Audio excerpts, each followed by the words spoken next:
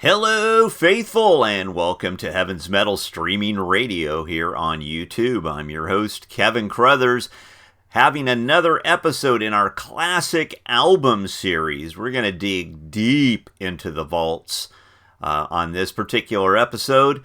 Don't forget Heaven's Metal Streaming Radio, 24 hours a day, 7 days a week. And don't forget heavensmetalmagazine.com.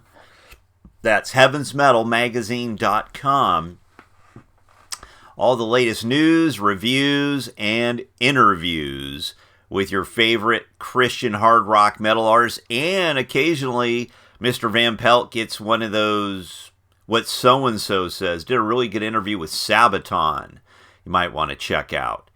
So today, going deep back into the vault. And this is from 1983.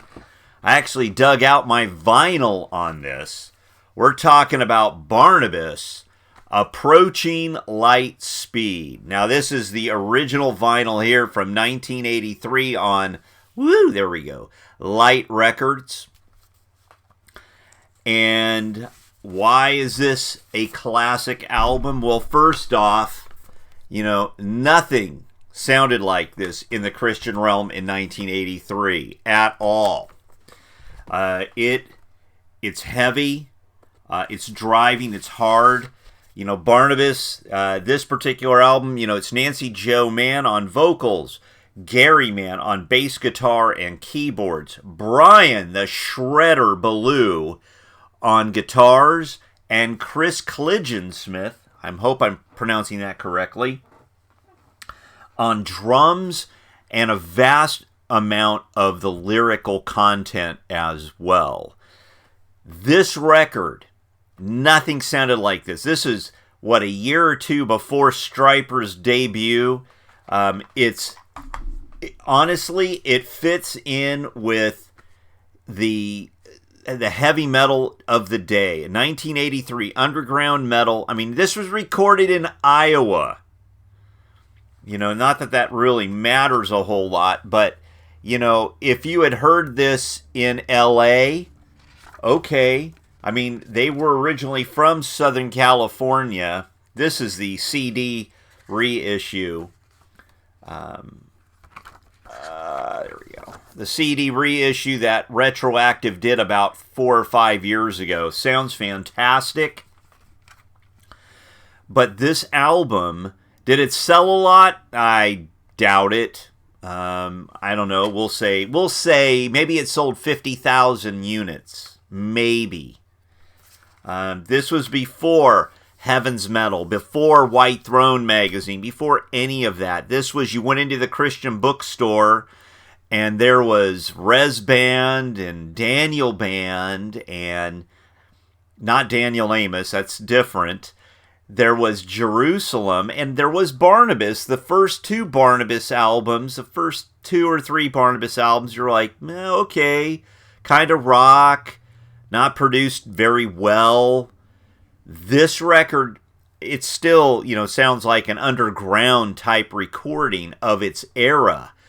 But the music on here, Brian Ballou's guitar blows it up completely. And what I find amazing in the liner notes, and I put the record away here, in the liner notes, it actually lists the equipment used in recording this album.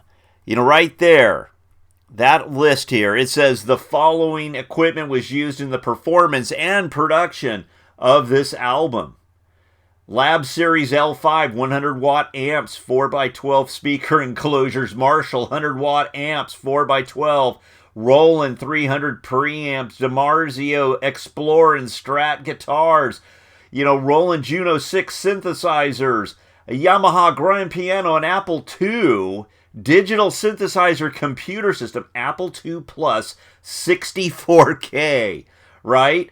Rogers drums, Saligian cymbals, Eventide harmonizer, EMT gold foil reverb. I mean, it's all right there. Who did that in the Christian market? Nobody. Absolutely nobody. This, I've had, Brian Ballou, excellent guitar player.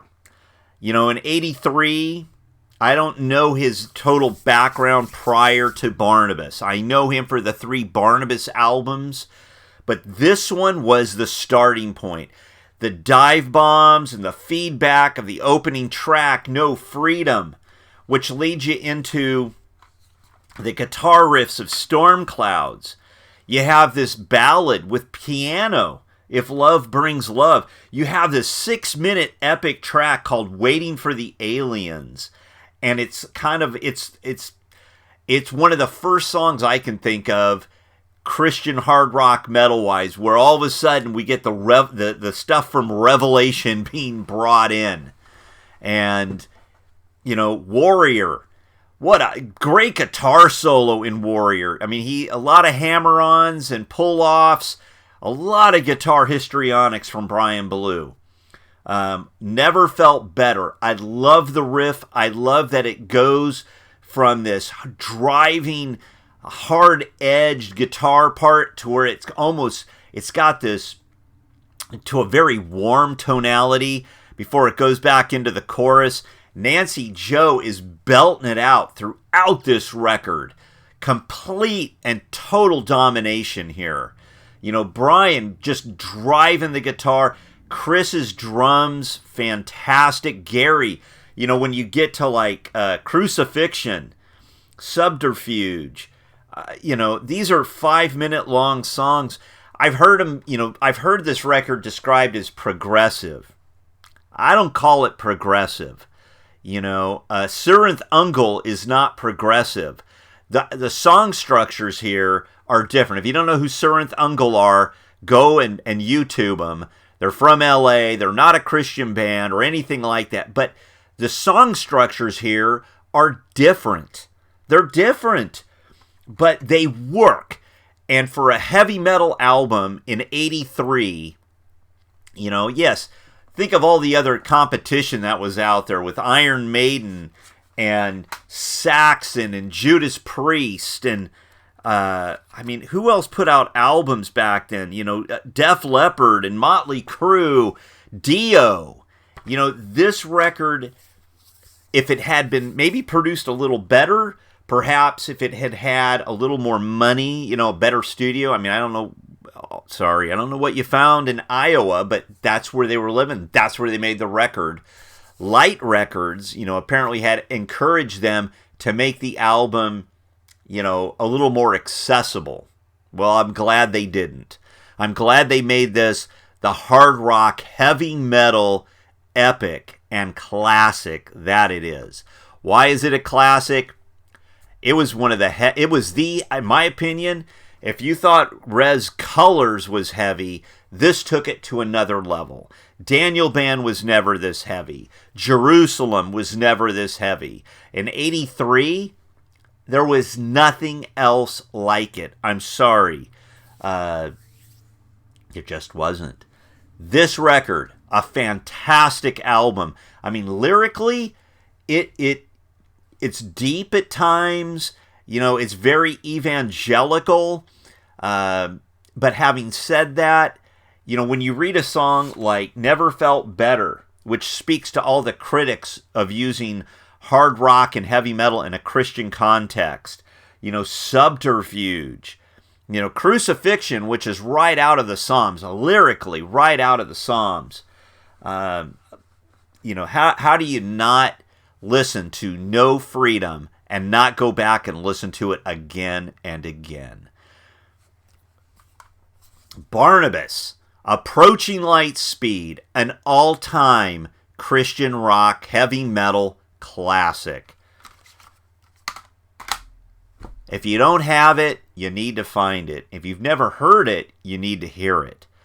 You can find it on YouTube. You can probably find copies of the CDs still available, maybe over at Retroactive Boone's Overstock. You can always bug Matt Hunt if he has sold out. Maybe they'll press some more. I know you can hear the stuff on YouTube as well. A brilliant record, an all-time classic, going to be 40 years. It's 39 years old this year in 2022. So next year, it's going to be a 40-year-old release. It still holds up, in my opinion. Hey, until we to meet each other again in the next video, don't forget to say your prayers. Give me a like. Subscribe to the channel. I don't say that often enough, but a like really goes a long way. Let me know, what are your memories? What do you think about approaching light speed? Don't forget to say your prayers, and until next time, God bless.